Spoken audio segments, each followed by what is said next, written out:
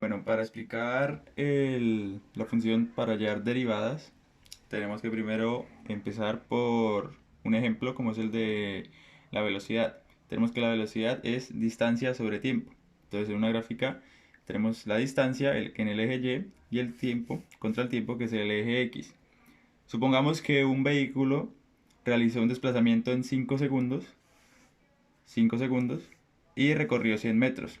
Entonces, si queremos hallar la velocidad promedio en esta función, va a ser la línea recta de los 5 segundos al segundo cero, o del segundo cero al segundo 5. Si reemplazamos en la ecuación de velocidad, tenemos que 100 metros sobre 5 segundos nos da una velocidad promedio de 20 metros sobre segundos en este intervalo de tiempo o en esta función. Bueno, ahora si vamos, ahora tenemos, ya hallamos la velocidad promedio en toda la función. Ahora si vamos a tomar un punto en específico, en este caso en el segundo 2, tenemos que esta línea recta va a representar, esta pendiente va a representar el intervalo del segundo 2 al segundo 5. Y a esto lo vamos a llamar h o incremento en x.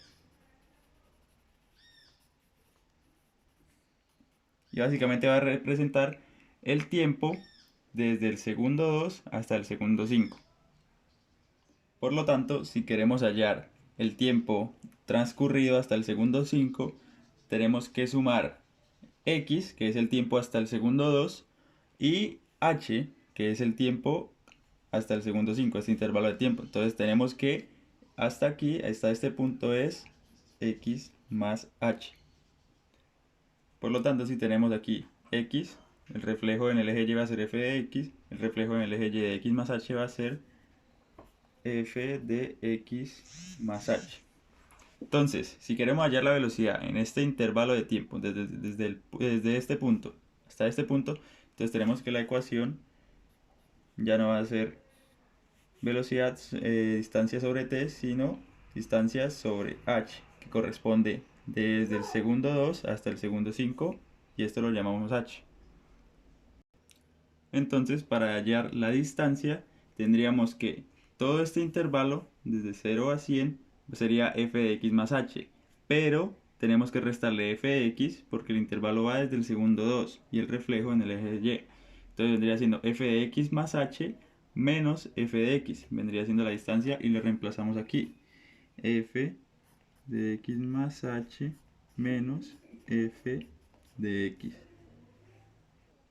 Ahora bien, si queremos hallar la velocidad en un punto exacto, entonces tendríamos que, si el punto que teníamos antes aquí, tendríamos que acercarlo lo más posible al punto del segundo 2 para hacer que el incremento, que este pequeño espacio, tienda a cero, o sea que h se acerque a cero. Entonces tendríamos así que la velocidad es el límite cuando h tiende a cero, básicamente porque la velocidad instantánea ocurre en un punto. Entonces, para lograr que sea un solo punto, necesitamos hacer que el tiempo transcurrido sea o tienda a cero para que sea un punto instantáneo. Entonces, para concluir, tenemos que la derivada que corresponde a esto nos permite hallar la velocidad en un punto exacto, en un punto instantáneo, y al mismo tiempo nos permite hallar la recta tangente de una función. Como pueden ver, al tender a cero, solo toca a la función en un solo punto. Entonces, eso corresponde a la recta tangente. A la hora de aplicar las derivadas en ingeniería civil, pues tenemos, por ejemplo, la redundancia, el ejemplo de los puntos máximos y mínimos de la gráfica de una función. Estos los podemos asociar, la curva la podemos asociar con una carretera que va subiendo una montaña cuando alcanza la cima, y al menos una pequeña sección de la carretera queda totalmente horizontal. Y esto mismo ocurre en los valles. Entonces el método para calcular los máximos y los mínimos de las funciones, pues ya va necesario, va siendo necesario hacer uso de estos máximos y mínimos y pues, obviamente de la derivada, si queremos hallar este ejemplo, por ejemplo, de las carreteras.